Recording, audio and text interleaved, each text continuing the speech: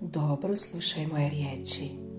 Promatrač si, kreator svog života si. Svaki dan postavi namjeru.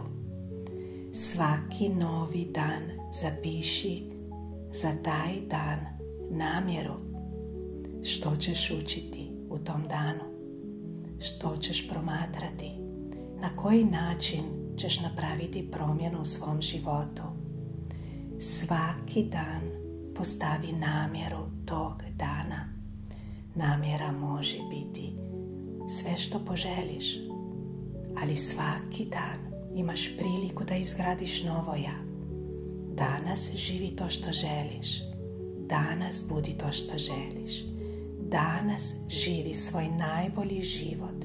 I pazi, ti si obilje, ti si radost, ti si ljubav, ti imaš sve. Tako se ponašaj. Dobrodošla mi.